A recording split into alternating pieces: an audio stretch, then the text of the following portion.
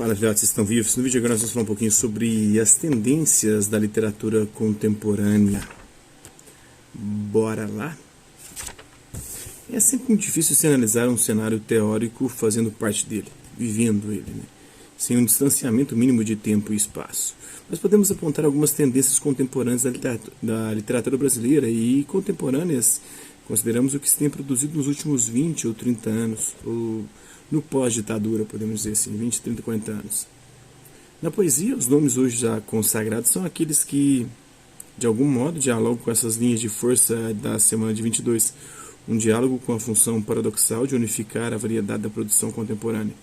O impacto do modernismo de 22, porém, foi tamanho que conseguiu produzir também uma diversidade interna, bifurcando a linguagem modernista em uma vertente mais lírica, subjetiva, a de Mário de Andrade, Manuel Bandeira, Drummond, outra mais experimental, formalista, a de Oswald de Andrade, de João Cabral de Melo Neto, com a poesia concreta.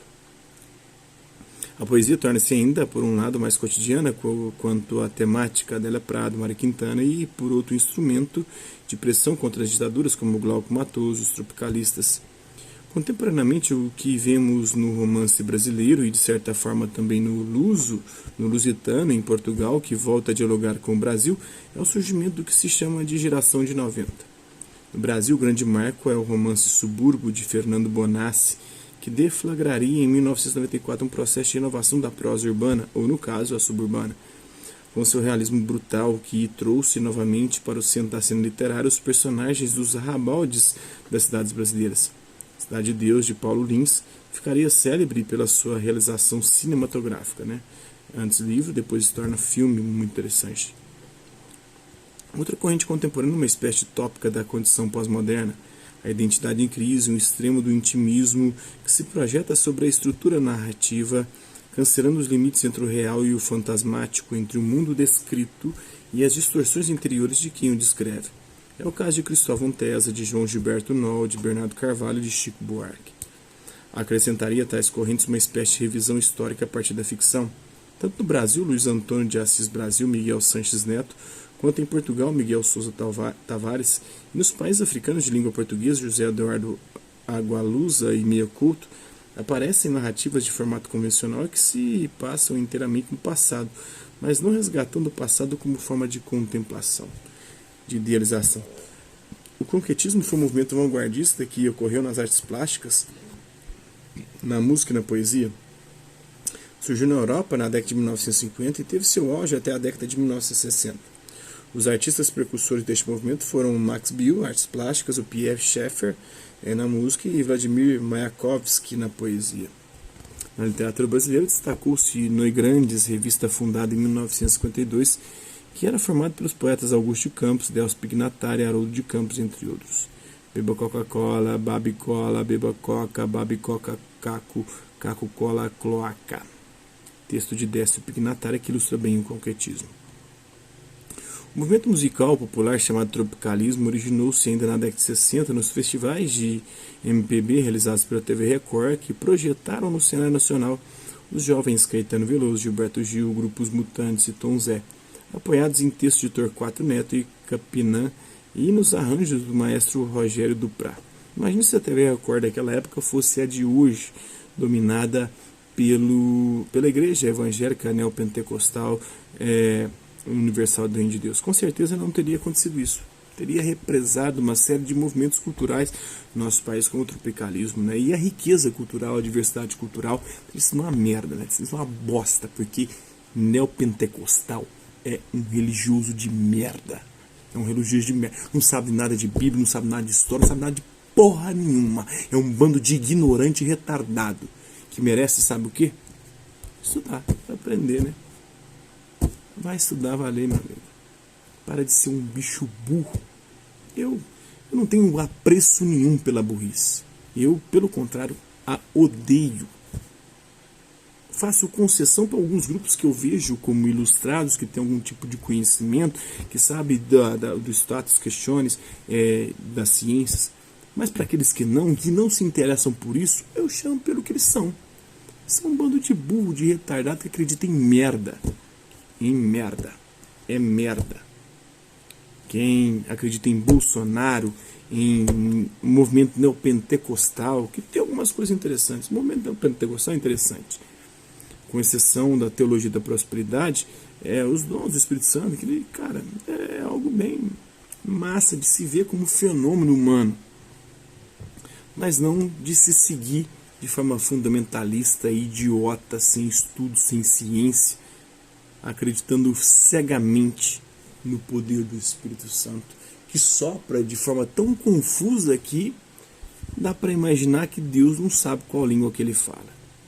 Ele fala línguas tão absurdas que levam as pessoas a se dividir em trocentas mil denominações religiosas cristãs. Que Espírito Santo é esse que divide tanto? Quando Jesus Cristo falava na Bíblia, na Sagrada Escritura, no Novo Testamento, que era um espírito de unidade, de união. Então isso é burrice, isso é nego que merece se lascar, além de estudar.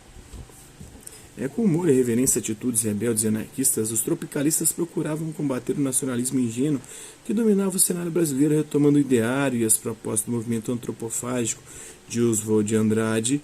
Dessa forma, propunham a devoração e a deglutição de todo e qualquer tipo de cultura. Teve o projeto do Senado Nacional, os jovens canteirões, Gilberto Gil, os mutantes Tom Zé, apoiados pelo Torquato Neto, já falei isso, né? Dessa forma, propunha a devoração e a deglutição de tudo e qualquer tipo de cultura, desde as guitarras elétricas dos Beatles até a bossa nova de João Gilberto e o nordestinismo de Luiz Gonzaga. Os principais representantes do tropicalismo foram Caetano Veloso, Gilberto Gil, os Mutantes, Torquato Neto, Tom Zé, Jorge Ben, Gal Costa e Maria Bethânia.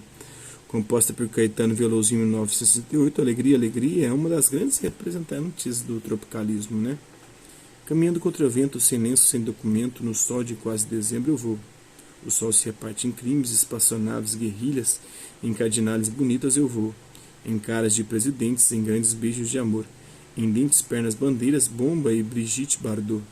O sol nas bancas de revista me enche de alegria e preguiça. Quem lê tanta notícia, eu vou. Por entre fotos e nomes, os olhos cheios de cores, o peito cheio de amores vãos, eu vou. Por que não, ela pensa em casamento e eu nunca fui à escola. Sem lenço, sem documento, eu vou. Eu tomo uma Coca-Cola, ela pensa em casamento e uma canção me consola, eu vou. Por entre fotos e nomes, sem livros e sem fuzil, sem nome, sem telefone no coração do Brasil. Ela nem sabe, até pensei, em cantar na televisão. O sol é tão bonito, eu vou, sem lenço, sem documento, nada do bolso ou nas mãos. Eu quero seguir vivendo, amor, eu vou. Por que não? Por que não?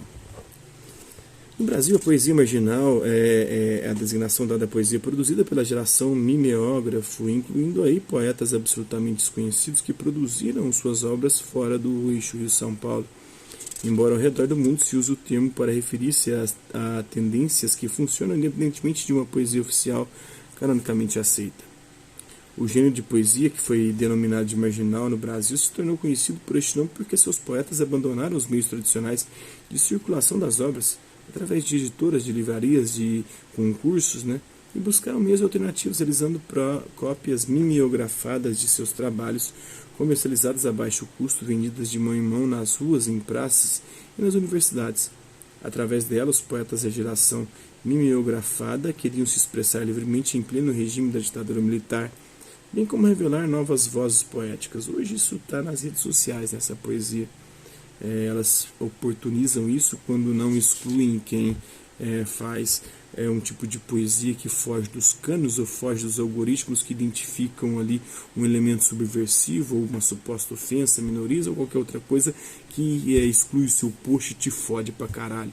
É por isso que eu desisti de escrever para a internet. Eu escrevia muito para Facebook, tinha meus textos quase todos censurados pelos algoritmos do Facebook, pelos analistas, né, que nem sei se olham mesmo, e também aí no Instagram, cara, eu tô numa fase de tanta censura, de tanta gente que me odeia, que eu prefiro ficar gravando vídeo num canal, usando os algoritmos, né, me apropriando e me beneficiando, usando eles a meu favor, e tendo pessoas que me adicionam sem sequer me conhecer, sem saber quem eu sou, mas que me adicionam por causa do conteúdo que eu produzo, do que aqueles que começou as redes sociais por conta de pessoas que a gente conhecia, Facebook. No primeiro foi o Orkut, só tinha conhecidos. Aí veio o Facebook.